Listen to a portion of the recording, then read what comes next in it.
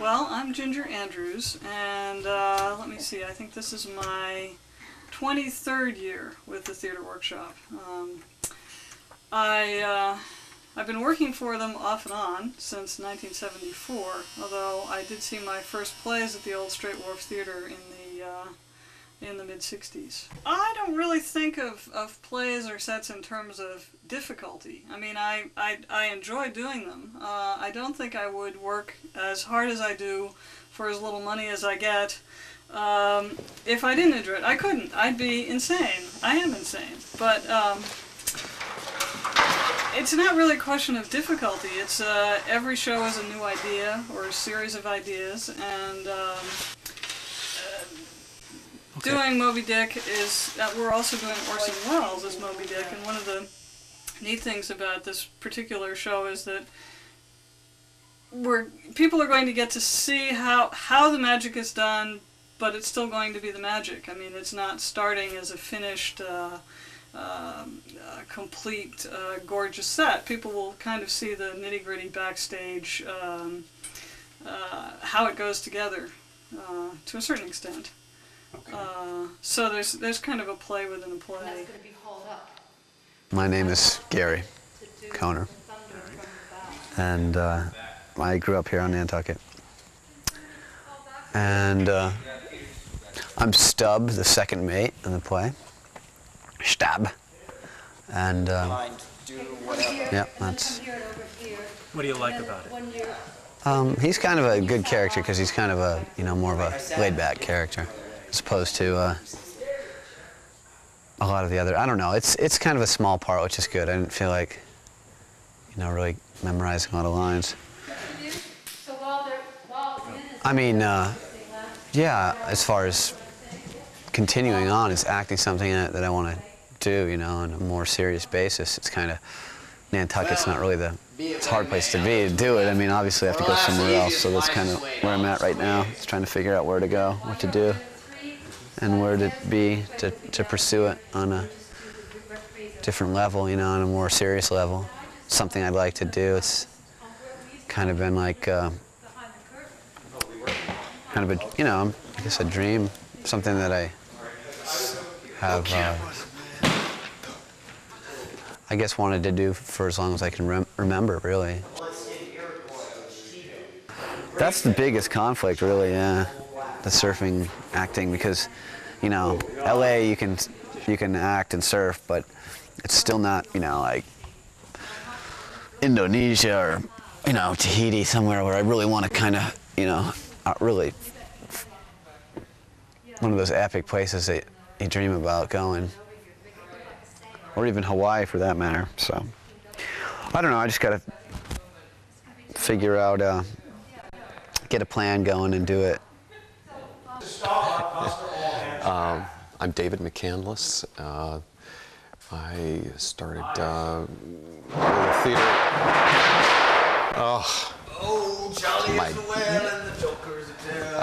Started Theater Workshop back in the 70s with Paint Your Wagon, and I've done about 9 or 10 productions over the years. But my last one with Theater Workshop was quite a while ago. But everything from Harvey, Death of a Salesman, Black Comedy, I can't remember all of them, but there were quite a few. You read aloud.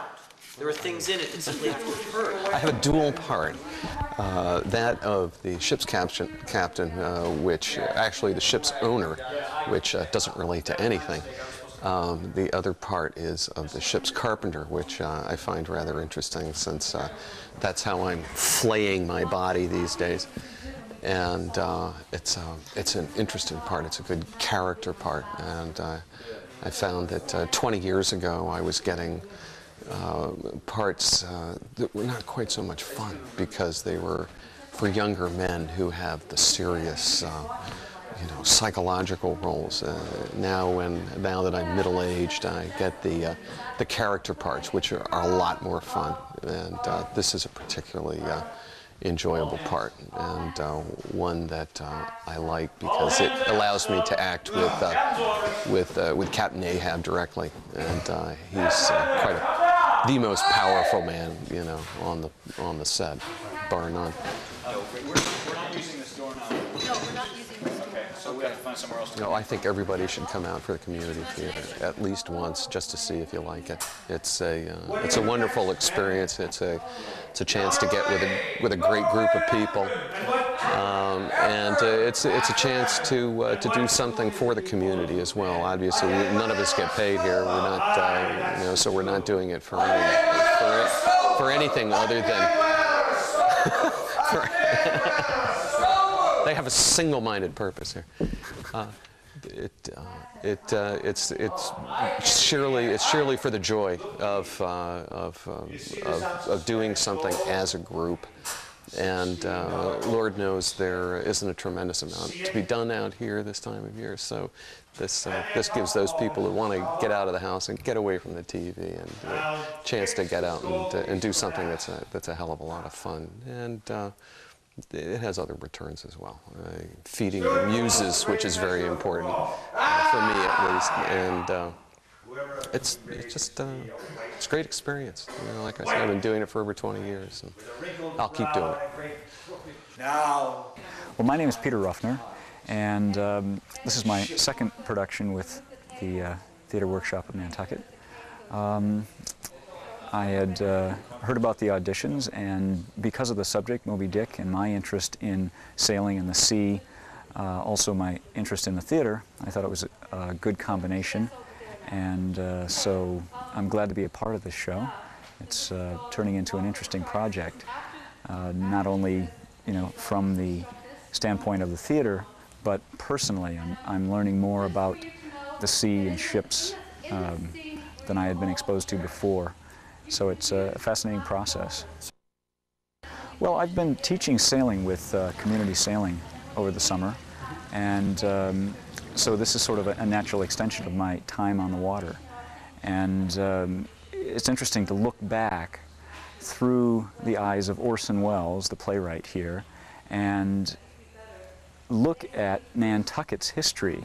I mean, of course, this play is based on Melville's work, Moby Dick. And it's interesting for us as Nantucketers to kind of see how we fit not only into Melville's work, but also how we relate to the sea.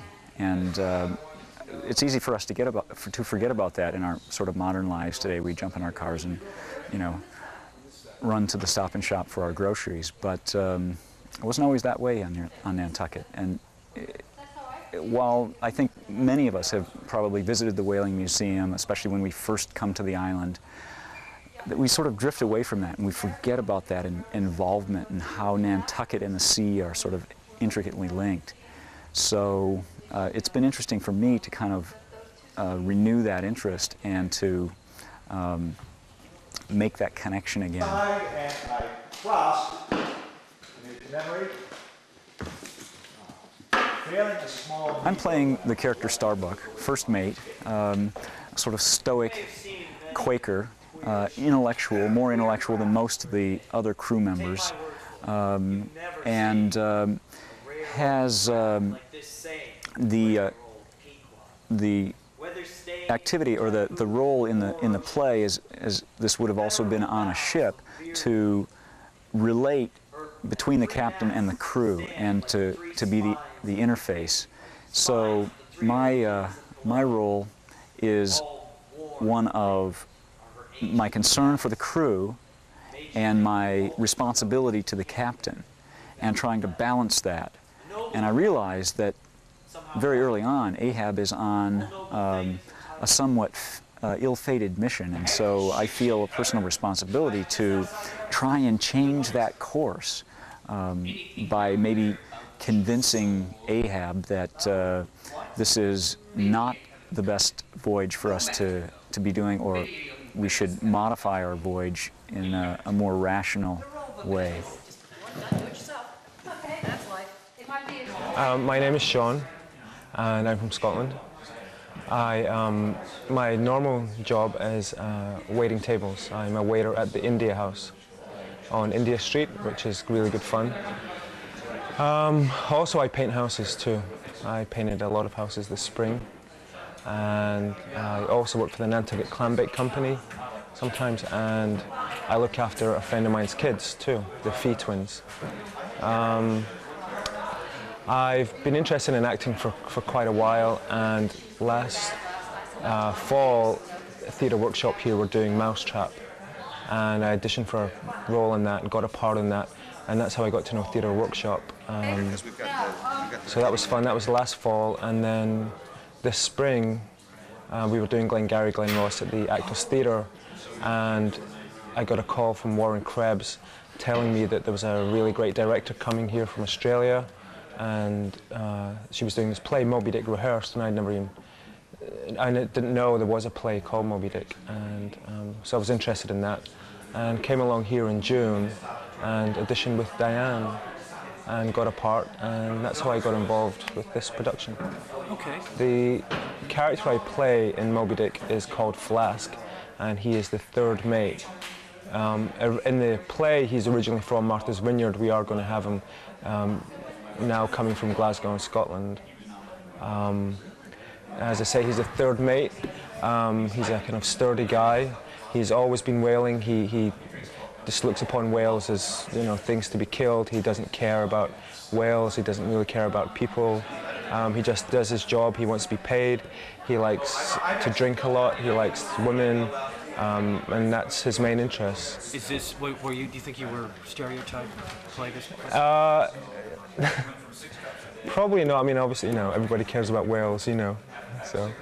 In that regard, yeah, you are. But yeah. The womanizing and all the drinking. Womanizing and drinking, no, I really don't. I go to, you know, I don't go in for that so much, really. Okay. Although some people might tell you different, but really, I... Sit here.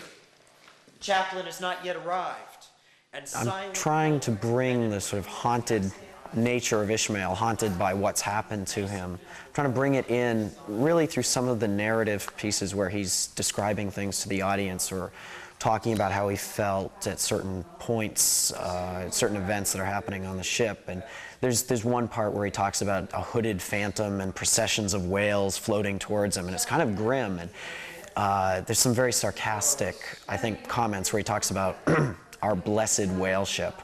Clearly it's not a blessed whale ship, so emphasizing those and trying to use the tone of voice. Ishmael sort of holds the whole thing together.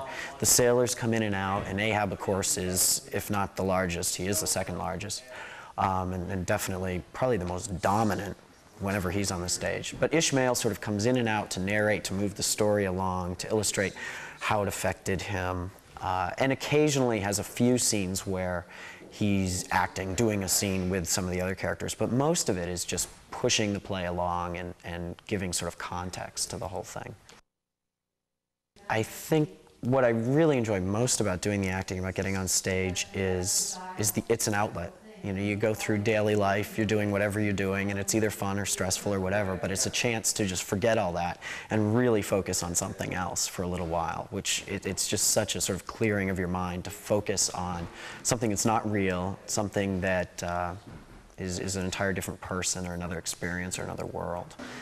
Well, here on the island, since a little bit less than a year ago, I've been working with an architect, Chip Webster, and I'm a designer there, and so we do, you know, a lot of island homes and so on. And we've got about 5 or 6 of us now. And I actually really enjoy it. It was quite a change from the architecture work that I was doing previously in Baltimore. So occasionally, in the duller moments of just cranking out things, I might think a little bit about Ishmael, but of course I wouldn't think about him too much because I have to be working hard every minute.